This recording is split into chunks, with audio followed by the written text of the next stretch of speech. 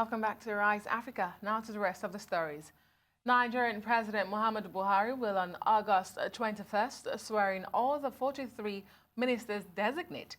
Now, this is according to a statement by the Permanent Secretary Cabinet Affairs Office of the Secretary to the Government of the Federation, Babatunde Lawal. Well, Lawal said the swearing-in of all ministers designate will hold at the Federal Executive Council chamber at the Presidential Villa, Abuja, followed by a 2-day induction retreat for the ministers designate, which will be presided over by President Buhari himself.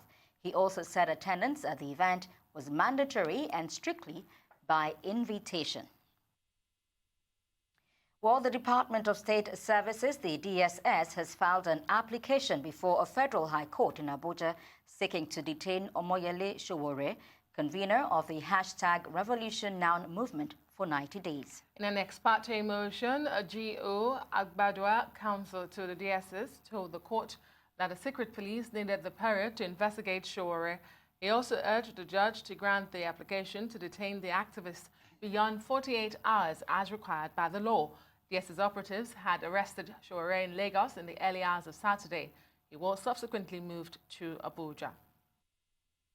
Meanwhile, Femi Falana, senior advocate of Nigeria, says the government will be making a mistake if it files charges against Omoyele Sowore. Well, speaking at an event organized by the Chartered Institute of Bankers of Nigeria on Tuesday, the senior lawyer, who though did not mention President Muhammadu Buhari's name directly, said Sowore had briefed him from detention that in the case he would be charged, his first witness would be someone in government who in 2011 also called for a revolution. Femi Falana, senior advocate of Nigeria. Well, to discuss more of this, Sowore's counsel and the ACC National Legal Advisor, Inibehe Effiong, joins us now in the studio. Thank you for being here today. Thank you for having me. Well, you have said the government should focus more on addressing the issues that informed the planned protest in the first place, rather than cracking down on protesting citizens, right? You have also given the government a list of demands. If I were to ask you, don't you think those demands are too bogus and unattainable?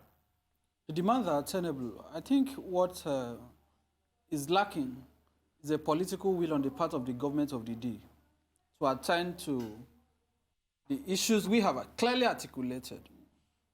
For me, the issues are not personal to Sowore. The issues are not even personal to those of us who are in the RevolutionNow movement.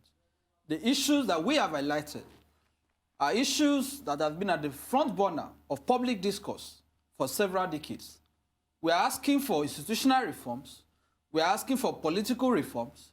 We are asking the government to address the most basic issues of governance, namely payment of the new minimum wage, which the current administration has committed itself to, for which an act of the National Assembly has been passed. So it is even a legislative responsibility. We are also saying that we cannot continue to be paying bills for power consumption through estimated billing, that we should be able to have a system where people pay based on consumption by the availability of prepaid meter and so on. We are also saying that, look, we cannot continue to sustain this bicameral legislature. Let us have a conversation on having a unicameral legislature, in which case we would only have a Senate or a one-chamber parliament. So we have clearly highlighted the issues that we want. We are also saying that, look, all those who have been found to have stolen public funds from 1960 to date should be banned from occupying public office. We are also saying that no public officer in Nigeria should have the opportunity or should be allowed to send his children abroad for education or to go abroad for medical treatment. These are some of the demands that we are making from the government. So when the government now decides to be evasive, to abdicate from the issues we have articulated, and to now invent an imaginary, fictional case of treason, fictional case of treasonable felony to say that some people are planning to overthrow the president. For us, we find that completely unacceptable. Okay, I have 2 questions for you, but first, let me ask you if you're in contact with your client. Have you spoken to him? Is he being kept in good condition? Is he in good spirits? Yes, we've established direct contact with him. he's in high spirits, he's not bothered by what is going on. Like I did say somewhere else, I said, look, Omoyele Sowore is a veteran of the struggle. He has been actively involved in public advocacy for the past 3 decades. This is someone that has fought several military dictatorships. So for the State Security Service to assume that they can arrest him, and by arresting him, he will not renege from his struggle, I think they are completely misconceived. They've misconceived the basis for which this agitation even started. And my second question would be, did your client call for a revolution? Yes, we are. Yes. What sort of revolution? We are still calling for a revolution, and we are not apologetic about it. What sort of revolution did they call for? The revolution we are calling for is the revolution that is defined by the demands we have made of the government. And when people begin to engage in semantical arguments that revolution is equivalent to the overthrow of a democratically elected government, I agree that there are revolutionary action that can result in a government leaving office. But that itself does not violate any law, really. Because we have seen governments in other democracies that were elected by the electorate, that citizens went out on the streets to insist that the government should vacate office on account of incompetence. We have seen that in South Korea. We have seen that in Puerto Rico. It is currently ongoing in Hong Kong. This is a global issue. It's not a Nigerian thing. We're talking about a democratically elected government who just got his mandate in February. No, it is irrelevant. It is not the time the president was elected. But this is the point that we are making. When you have a country that is completely on its knees, when you have a president, I was just listening to your news. The president is now giving a date to swear in ministers, and people are announcing it as breaking news. This is an embarrassment to Nigeria. That 3 months into swearing in, the president has not been able to constitute a cabinet. These are the issues that we should be talking about. So when we are talking about revolution, we are saying that Nigeria cannot continue to be led the way it is. There is no plan, and what are they talking about? We went to the National Stadium at Sowore, where we were supposed to converge for a peaceful demonstration. Will you stay in Lagos in Sowore at the National Stadium to overthrow the president in Aso Rock in Abuja? So this argument that they are making is legally unfounded, logically untenable, morally preposterous, and we are not going to accept it. As a matter of fact, when Sowore was arrested, we had anticipated it. And we have even said it was a case of abduction. If you have seen the video, that you have State Security Service breaking into the hotel residence of someone, dragging him out in the dead of the night, and they are saying we are planning to overthrow the government, and they are making reference to gossips on social media, comments they claim he had made. Let me address one of them, so that Nigerians will understand what we are talking about. People say, oh, Sowore said by tomorrow there will be no DSS. And I said, look, if we are even going to engage in semantical argument about revolution, let us engage in a semantical argument about DSS. There is no agency known to law as DSS to start with. The agency that is created under the National Security Agencies Act is State Security Service, otherwise called the SSS. So if they are even to go to court, we can make the argument that DSS is a non-existent entity. So if you are saying that what does not exist in the eyes of the law will not exist tomorrow, what crime have you committed? But even if he was saying that... And then you will be accused, too, of engaging in semantics. No, but that is why they should look at the substance of our demands. What we are saying clearly, and in that video, it was a reported speech. He was telling Idris Abdul Karim what one of the state chairman of the AAC told him. This was not his view. He was relaying what someone told him. But even if that was what he said, is that the basis to accuse someone of treason? Treason is a very serious offense. It is a capital punishment. It goes with the punishment of death. As a matter of fact, you cannot prosecute treason after 2 years of commission. And you must present at least 2 witnesses. What evidence do they have? Have we not been vindicated? That the same government that has prosecuted Sowore, convicted Sowore in the media, is now hurrying to court to get a remand order, to keep it for 90 days, to look for evidence, after you have clearly said this man has committed a crime. So for me, I feel that as a Nigerian, my citizenship is being called to question. And again, we are not going to compromise on our demands. Because what the government wants to do is to divert attention from our agitation. By inventing this case of treason, there is no case of treason. Look at the people who were arrested. As I talk to you now, over 50 of our people are being detained across the country. All right, we'll wait for tomorrow when the Judge Justice Taiwo will give a ruling, you know, on whether Sowore can be detained for 90 days as proposed by the DSS. But let me take you up on your demands. You know, you mentioned I want to refer to the return of fuel prices to the levels in 1999. That is so unrealistic. Why is it unrealistic? This government didn't come into power until 2015. So but why would you put that burden upon them? The current president of Nigeria, as part of his electoral promises, publicly declared that subsidy was a scam.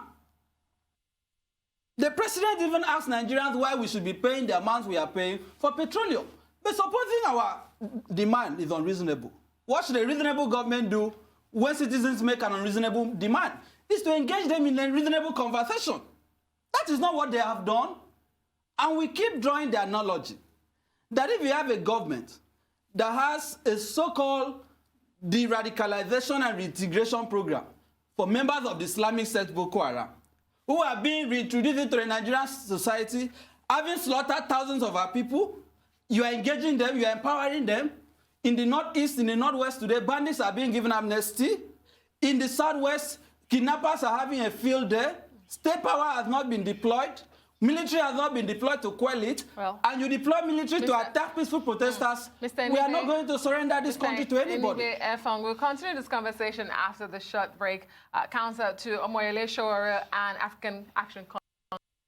Welcome back to Arise Africa here on the Arise News Channel. And we still have in the studios with us counsel to Omoyele, Sowore and the African Action Congress, ASC. Legal advisor, actually, Inibehe Effiong. Thank you for staying with us. Oh, thank you for having me. And let me ask you, because you have talked about the government's response so far, but what has changed in the country since the elections? Your clients did not call for a revolution before the elections, and it's just barely 6 months after that election that returned President Muhammadu Buhari to government. What has changed? Because we have seen clearly that election cannot change this country. The election cannot change anything. We have clearly seen that the solution does not lie in the ballot.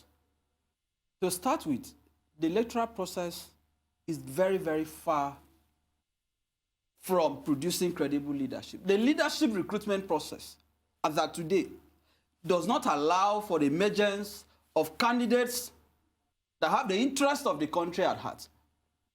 For you to even emerge as the candidate of the two leading parties, PDP and APC, you need to be a billionaire. So for the African Action Congress, a party that was registered in August 2018, our party is going to be 1 year by next month. I think we are already in August. We are just 1 year by this month. To be able to garner that number of votes, despite the issues we had in the election, some of which are being litigated today. We have the right and less than 100,000 votes. The point is that our constitutional right to freedom of expression and peaceful assembly was not sacrificed on the ballot. So we have the right to make these demands at this time. What I hear from you right now is that you did not trust the elections. And so the hashtag RevolutionNow really was to topple the government. No. The agitation has nothing to do with the election of the president. We have been agitating even before the president was elected. But what we have seen is that even after the election of this president, there were people who were hoping for some sort of miracle to reset the country on the right path. But what have we seen? We are continuing to see the continuation, the sustenance of the culture of the relation of governmental responsibilities. This president is not ready to govern. Nigeria is ungovernable as it is. People are being slaughtered, people are being killed. We are now the poverty capital of the world. What do we have to show for the period this president has been in office? So for anybody to say that, look, we are talking because Sowore lost the election, I think that is being uncharitable to the pedigree of this man. This is someone that fought for democracy. This is someone that was rusticated from University of Lagos as SUG, even when he was SUG president. This is someone that was almost killed, someone that fought for the restoration of June 12th, someone that has been actively involved in all the pro-democracy struggle in this country and for the last 30 years. His party members have accused of misappropriating No, funds. that is not correct. That is not correct at all. There is no case of misappropriation against Sowore. Let me summarize what happened, because I am an insider. Has he not been suspended from the party? He has not. There was an announcement that he had been suspended. Some people went to court, got an order to that effect. But the National Executive Committee of the African National Congress met a couple of weeks ago and reversed that decision, because this was what happened, which is why the press should interrogate the crisis in our party. That you have somebody calling a press conference in a hotel secretly and made an announcement that someone had been suspended. This was on the 13th of May. You can go online, it is there. On the 13th of May 2019, one Lunanzenwa claimed he had suspended Sowore. This is someone that had been expelled, whereas in court, when we went to court, he was talking about March. Very quickly, because we need to go. When is Sowore likely to be out of detention? What are the next logical steps if the government does insist on keeping him? Why would they? I would not be surprised if they insist. We are in a dictatorship. Or more clearly, dictatorship. what will happen if he's released? They have to release him. They don't have a choice. And then will the protests for the government, continue? oh, definitely. For the government to say, we are not going to release Sowore, they should know that there will be a consequence. Okay, that's where we're going to have to leave it now. Inibehe Effiong, lawyer and civil rights activist, thank you for joining us. Oh, thank you.